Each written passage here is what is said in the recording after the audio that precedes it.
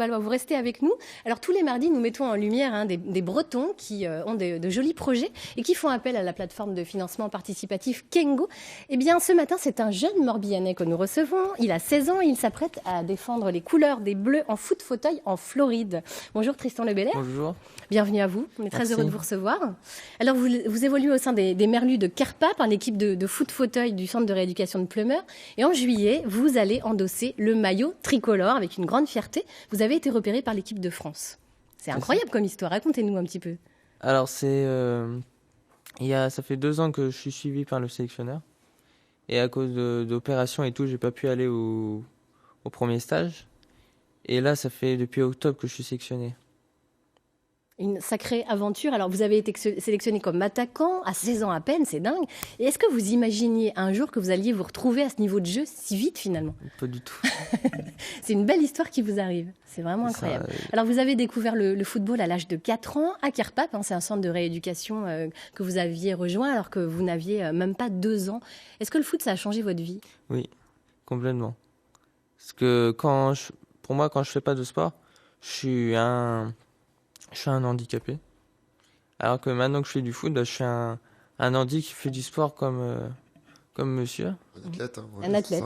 Ça, Et je me prends plus pour un handi. Je me prends pour un handi sportif. Vous oubliez complètement le handicap, en fait, quand vous faites du sport. Quand je suis sur le terrain, il n'y a pas d'handicap. Il n'y a rien du tout. Alors, du 3 au 10 juillet, vous serez donc en Floride pour la Coupe du Monde de foot fauteuil. Il y a 10 équipes en lice. Est-ce que vous croyez à la victoire? Oui.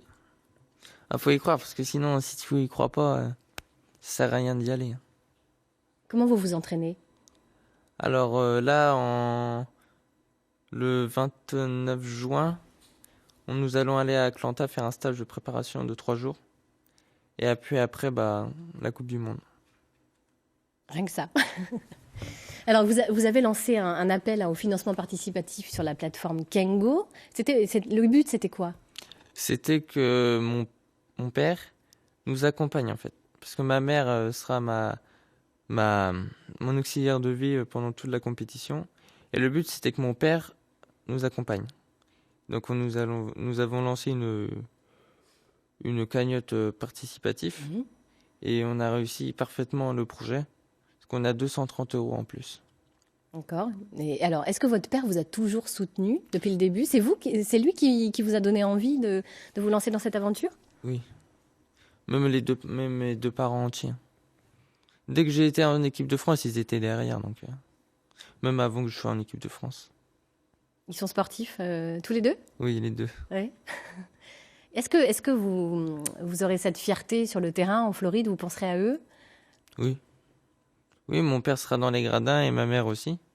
Et dès que j'ai fini le match, j'essaierai de venir les voir dès que j'ai fini le match. Est-ce que c'est aussi une façon de faire changer le regard sur le handicap? Oui. De le faire évoluer? Les gens qui n'ont jamais vu de sport handi comme le foot fauteuil, quand ils viennent voir, ils regardent que le ballon et des jeunes qui jouent au foot. Ils ne voient pas des gens qui ne peuvent pas lever le bras, qui ont un bras en moins, une jambe en moins, une jambe en moins. Ils ne voient que le fauteuil et des jeunes qui font du sport. C'est tout. Ouais, je crois que Chris vous rejoint totalement sur ce sujet. Comment vous jugez, Chris, le regard justement sur le handicap aujourd'hui en France?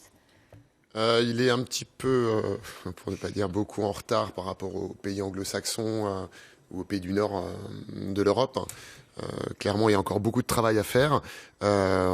J'espère y contribuer comme Tristan. Voilà, je pense que vraiment, de montrer par le sport, on arrive à faire pas mal de choses. Parce qu'on montre de l'image, on montre du visuel, on montre quelque chose d'attractif, de joli. Et finalement, comme tu disais tout à l'heure, on en vient à oublier complètement le handicap. On voit le sportif, on voit pas le handicap. Donc l'important, c'est d'arriver à faire transmettre ça, mais dans la vie de tous les jours, c'est valable sur la performance sportive, c'est valable sur la performance professionnelle, c'est valable sur, on va dire, la personnalité de la personne, mais c'est tout ça qui veut faire changer le regard sur le handicap. Et j'espère qu'on arrivera à arriver au moins au niveau, au statut de ce qui se passe, par exemple, en Angleterre, où on a des athlètes, mais on a aussi des artistes handi, et on voit l'artiste, on voit le sportif, et le handicap, il passe en deuxième partie. Voilà, donc aujourd'hui, je pense que la société française est en train d'évoluer dans le bon sens. C'est un petit peu lent à mon goût. Ouais. Voilà, on essaie disons tous. qu'il y a un réel engouement du public pour ce... Voilà. Oui, voilà, c'est ça qui est Pour ce assez type de compétition, mais il y a quand même c'est paradoxal, voilà. c'est-à-dire qu'à aujourd'hui, le grand public, moi, il y a plein de gens qui viennent me voir quand je sors de l'eau, qui me disent ah, c'est génial ce que vous faites, parce qu'ils ont vu d'abord quelqu'un qui faisait du kitesurf, et après ils se sont dit tiens, il lui manque un bras, un truc de fou, quoi. Et donc on a aujourd'hui, le public est vraiment réceptif à tout ça, mais on va dire la politique de manière générale ou les entreprises sur la manière de communiquer sont encore un petit peu réticents. Alors c'est pas de la mauvaise volonté, je pense que c'est est-ce qu'on y va, est-ce qu'on n'y va pas, comment on le fait, est-ce que c'est une bonne chose de le faire, est-ce que ça va bien être perçu. Donc c'est tout ça qu'il faut changer et on avance petit à petit. Voilà, aujourd'hui moi je travaille aussi avec des partenaires qui sont des entreprises et qui ont compris que c'est quelque chose qui est important au niveau sociétal aujourd'hui et qu'on peut effectivement évoluer là-dessus. Et ce qui est assez marrant, c'est que aujourd'hui, en termes de communication, on va pouvoir communiquer sur le commerce équitable, sur le rejet de CO2, sur plein de choses. Et le handicap, hop, on a encore un petit step à passer. Ouais. Et puis le soutien financier, c'est pas évident justement de le trouver. C'est pas Malgré évident. les discours, on va vous soutenir, etc.